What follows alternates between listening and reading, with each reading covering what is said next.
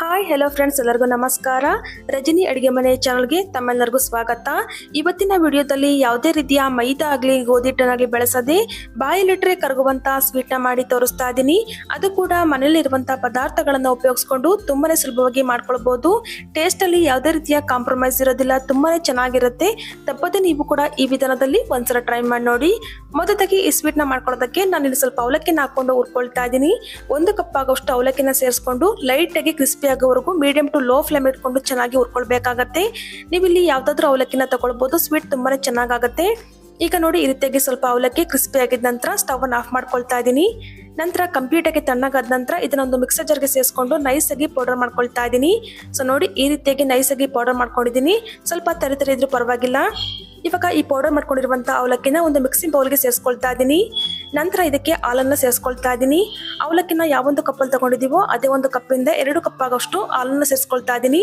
ನಿಮ್ಗೇನಾದರೂ ಹಾಲು ಇಷ್ಟ ಇಲ್ಲ ಅನ್ನೋರು ನೀರನ್ನು ಸೇರಿಸ್ಕೊಳ್ಬೋದು, ಅಥವಾ 1 ಕಪ್ ಹಾಲು 1 ಕಪ್ ಅಷ್ಟು ನೀರನ್ನಾದರೂ ಸೇರಿಸ್ಕೊಳ್ಬೋದು. ಇವಾಗ ಇದನ್ನ ಗಂಟಿಲ್ಲದ ರೀತಿ ಚೆನ್ನಾಗಿ ಮಿಕ್ಸ್ ಮಾಡಿಕೊಂಡು ಪಕ್ಕಕ್ಕೆ ತಿಕ್ಕೊಳ್ತಾ ಇದ್ದೀನಿ.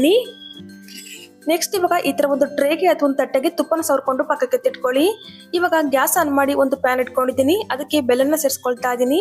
ಅವಲಕ್ಕಿ ತಗೊಂಡಿದ್ನಲ್ಲ ಅದೇ 1 ಕಪ್ಪಿಂದ 1.5 ಕಪ್ ಅಷ್ಟು ಬೆಲ್ಲನ ಸೇರಿಸ್ಕೊಂಡಿದ್ದೀನಿ. ಹಾಗೆಯೇ 1.5 ಕಪ್ ಅಷ್ಟು ನೀರನ್ನು ಸೇರಿಸ್ಕೊಂಡು ಬೆಲ್ಲನ ಚೆನ್ನಾಗಿ ಕರಗಿಸ್ಕೊಳ್ತಾ ಇದ್ದೀನಿ. ಇಲ್ಲಿ ಯಾವುದೇ ರೀತಿಯ ಪಾಕ ಮಾಡೋ ಅವಶ್ಯಕತೆ ಇಲ್ಲ, ಜಸ್ಟ್ ನಮಗೆ ಬೆಲ್ಲ ಕರಗಿದ್ರೆ ಸಾಕಾಗತ್ತೆ. ಸೊ ನೋಡಿ, ಈ ರೀತಿಯಾಗಿ ಸ್ವಲ್ಪ ಬೆಲ್ಲ ಚೆನ್ನಾಗಿ ಕರಗಿದ ನಂತರ ಇದಕ್ಕೆ ಸ್ವಲ್ಪ ಒಂದು 1/4 ಟೀ ಸ್ಪೂನ್ ಅಷ್ಟು ಅರಿಶಿನ ಪುಡಿನ ಸೇರಿಸ್ಕೊಳ್ತಾ ಇದ್ದೀನಿ. ಇಲ್ಲಿ ಯಾವುದೇ ರೀತಿಯ ಫುಡ್ ಕಲರ್ನ ಯೂಸ್ ಮಾಡ್ತಾ ಇಲ್ಲ, ಬದಲಿಗೆ ಅರಿಶಿನ ಪುಡಿನ ಸೇರಿಸ್ಕೊಂಡು ಚೆನ್ನಾಗಿ ರೀತಿಯಾಗಿ ಮಿಕ್ಸ್ ಮಾಡ್ಕೊಳ್ತಾ ಇದ್ದೀನಿ. ಟೇಸ್ಟ್ ಚೆನ್ನಾಗಿರುತ್ತೆ.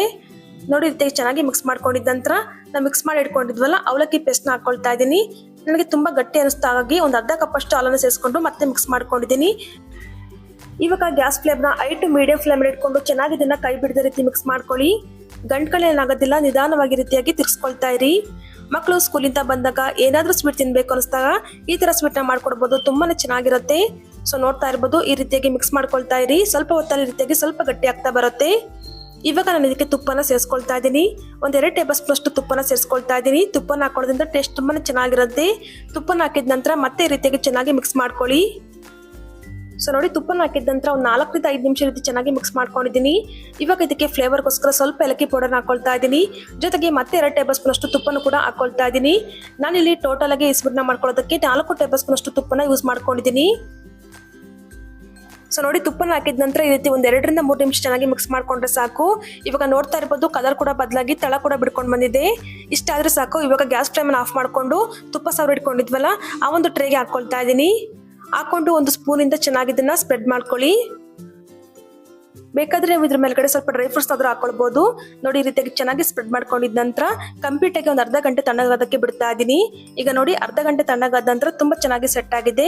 ಇವಾಗ ಒಂದು ಪ್ಲೇಟ್ ಮೇಲೆ ಹಾಕೊಂಡು ಕಟ್ ಮಾಡಿ ನಾನು ತೋರಿಸ್ತಾ ಇದ್ದೀನಿ. ನಿಮ್ಗೆ ಯಾವ ಶೇಪಲ್ಲಿ ಬೇಕೋ ಆ ಶೇಪಲ್ಲಿ ನೀವು ಕಟ್ ಮಾಡ್ಕೊಳ್ಬಹುದು. ಸೊ ನೋಡಿ, ಮೈಸೂರು ಪಾಕ್ ತರ ಕಾಣಿಸ್ತಾ ಇದೆ ಅಲ್ವಾ, ತುಂಬಾ ಚೆನ್ನಾಗಿರುತ್ತೆ. ಖಂಡಿತ ನೀವು ಕೂಡ ಒಂದ್ಸಲ ಟ್ರೈ ಮಾಡಿ ನೋಡಿ. ಮನೇಲಿರುವಂತಹ 3 ಪದಾರ್ಥಗಳನ್ನು ಉಪಯೋಗಿಸ್ಕೊಂಡು ತುಂಬಾ ಸಿಂಪಲ್ ಆಗಿ ಮಾಡ್ಕೊಳ್ಬಹುದು. ರುಚಿ ಮಾತ್ರ ಅಲ್ಟಿಮೇಟ್ ಆಗಿರುತ್ತೆ. ಹಾಗೇನೇ ಇವತ್ತಿನ ವಿಡಿಯೋ ನಿಮಗೆ ಇಷ್ಟ ಆಗಿದ್ರೆ ಲೈಕ್ ಮಾಡಿ, ಫ್ರೆಂಡ್ಸ್ ಅಂಡ್ ಫ್ಯಾಮಿಲಿ ಕೂಡ ಶೇರ್ ಮಾಡಿ.